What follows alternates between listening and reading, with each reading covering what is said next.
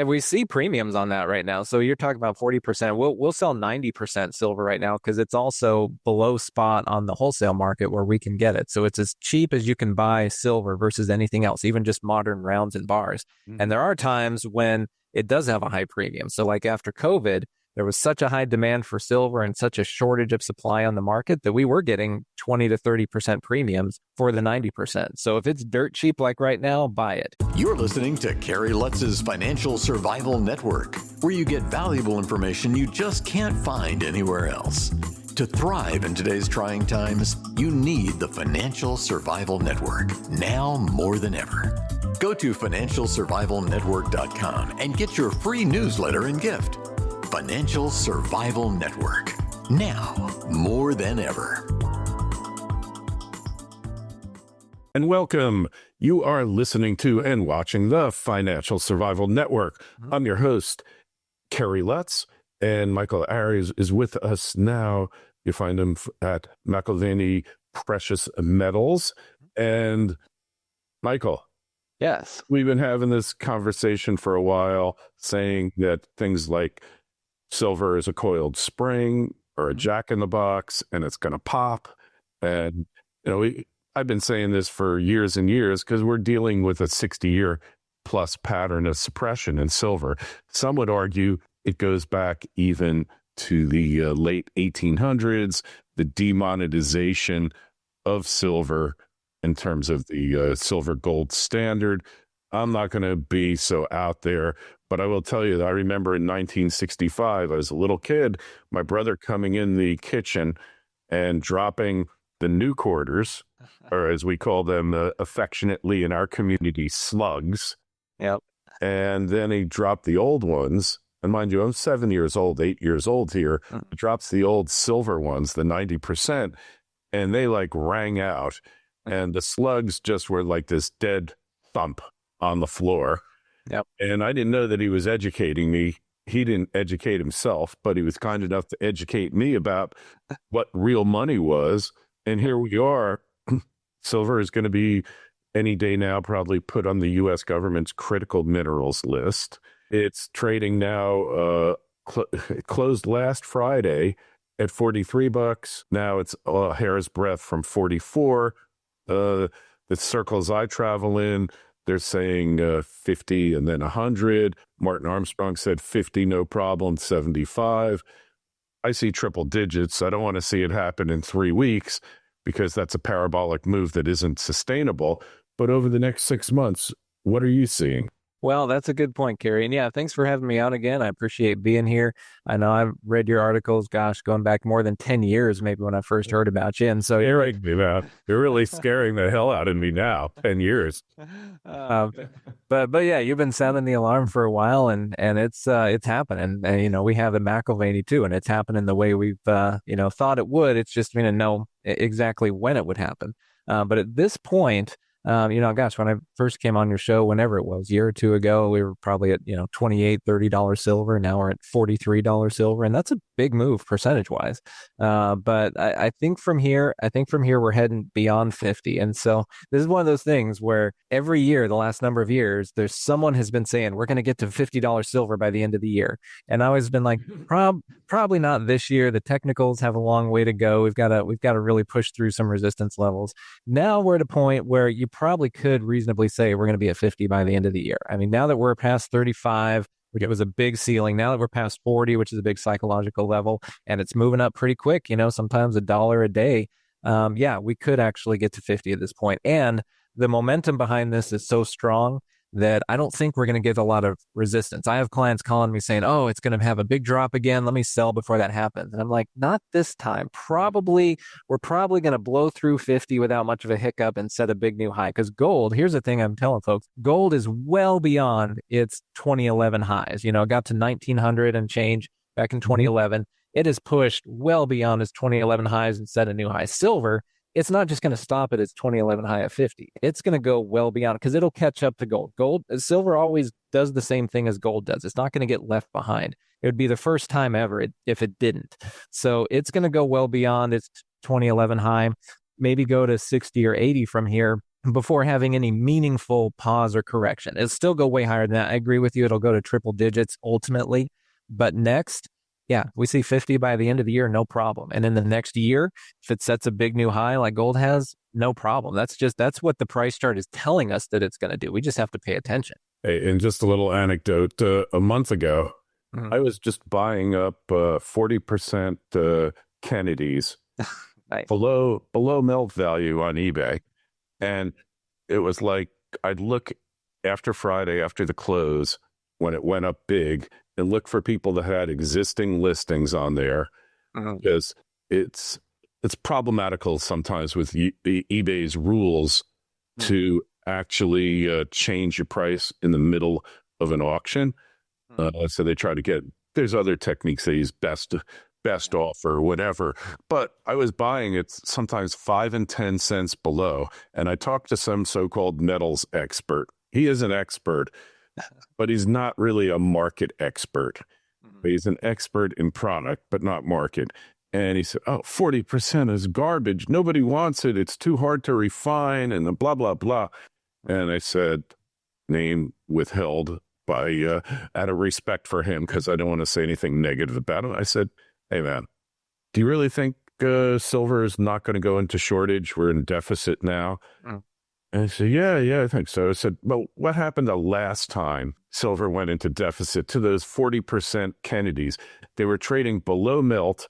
And then afterwards, they're trading 15 to 20% above melt. And I still have a $1,000 bag of them that I bought in like 2009 when silver was $8 an ounce. And for stuff that's totally undesirable, it's worth a lot of money right now. And don't you think that's going to happen again? No. Oh, yeah. Yeah. Right. If we get to $100 silver, someone will melt down your 40%. It's not going to be junk. It'll be you'll take a 2 or 3% haircut. Okay. Yeah. It's still going to trade over melt.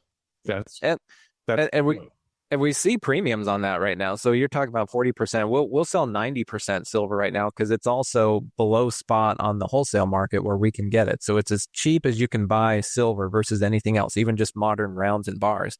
And there are times when it does have a high premium. So like after COVID, there was such a high demand for silver and such a shortage of supply on the market that we were getting 20 to 30% premiums for the 90%. So if it's dirt cheap like right now, buy it. If it's just silver that goes up, great. If we get a premium because of the supply and demand and you get an extra 20%, even better. And then you can turn that into more ounces of bars or just extra cash. So yeah, absolutely. Buy up that cheap stuff now while you can. Whatever has a low premium right now, because price is not waiting for us. Price is going to keep heading higher. And you can't buy it under melt on eBay anymore. That's always an anomalous thing that tells me that the price is going higher, Yeah.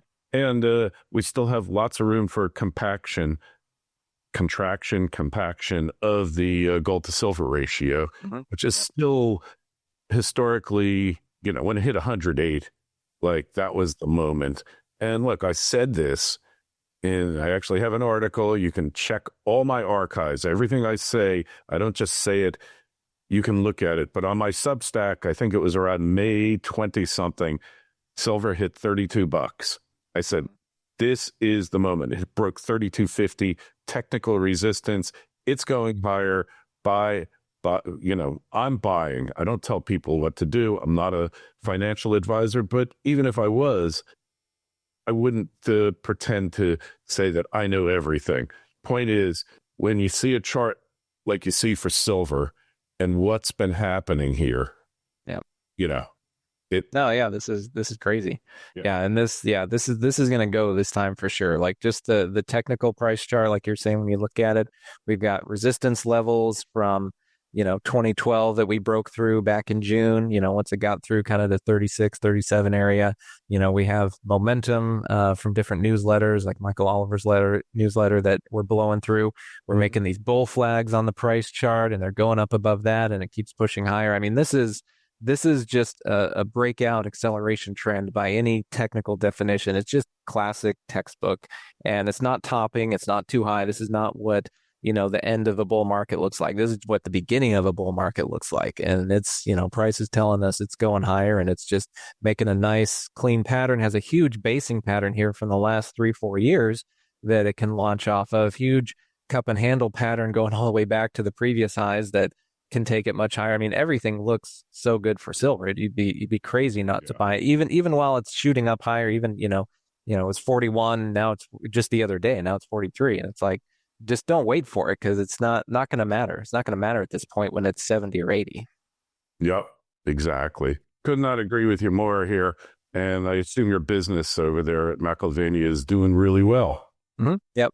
A lot of people have FOMO. They waited too long, and now they're wanting to not miss out anymore. And other people that know and have benefited and are up 50%, and they're wanting to add more, because why not? It's the one thing that's going to do well. Absolutely. Here. So, could not agree with you more. I mean, it's just there's an inevitability to it, mm-hmm. and really, there's just nothing out there that I don't see anything that's going to stop it. Do you? No, not really. I mean, it's big shifts that are taking place that are driving this. So it's not gonna turn around, not gonna stop anytime soon. But yeah, nothing that's gonna stop. I mean, really, Kerry, we would have to have a whole new Congress, whole new government, and they're gonna balance the budget and stop spending as much and not print money. Not there. And it's like, that's not gonna happen. We'd have to go through a major depression to even get out of the environment we're in of being used to all the money printing and easy credit. Like, we would have to go through the withdrawals as a country from all the easy money. Like, no one's going to do that. So we're not in any kind of position where metals are going to go down anytime soon. All we're going to do is keep printing money, and they're going to keep going up. Yeah, I don't see how it happens either. I just don't, because, we're stuck in this profligacy, and nobody wants to do anything about it, right? Mm-hmm. Exactly. Yeah. No one wants to do anything. So that's really a problem. That's the problem, right? Mm-hmm. Yep. Yeah, you can't. I mean, anyone in the government right now, they have expensive elections they have to go through. They have big corporate donors that are help paying for that. They're not gonna be like, yeah, let's balance the budget and go into a recession. They're not gonna do that. No one has the political will. There's a handful of maybe really conservative folks in Congress, like the Freedom Caucus, but they don't have enough power. There's not enough of them to actually do that, and there's not enough political will with the rest of our government to actually make the hard choice, go through the hard times now before things get even worse and worse, and get on the right track. We're going to keep inflating the bubble until it pops on us and we have no choice. Yeah, I mean, that's really what it comes down to, isn't it? Mm-hmm. Yeah. So there's no chance gold and silver are going to have a major drop, like virtually no chance. It's not going to happen. Yeah, agreed. All right. So another important question, Michael, where do we find you? How do we connect with you on the web? I've got my website here if anyone can see the video. If not, go to McIlvaney.com/Michael. McIlvaney, McAlvany. Folks can call me too at 970-459-4611. You can call or text directly, 970-459-4611. And I'll be happy to advise on just how to tailor a precious metals portfolio for your own needs and goals. So, all right. Well, we appreciate you coming on. Any questions, comments for Michael, just shoot us an email, kl@kerrylutz.com. We're using Substack now. I sent out a little announcement about it. It's just maintaining a website. It's just not where it's at anymore. Substack handles everything, your video, your audio, your mailing list, everything is there. And I swear by it. Hey, great talking to you, Michael. We will talk to you again real soon. All right. Thanks, Kerry. Appreciate it. You have a good one. Thanks for listening to Kerry Lutz's Financial Survival Network, your solution to today's trying times. For the latest, go to financialsurvivalnetwork.com. Financial Survival Network, now more than ever.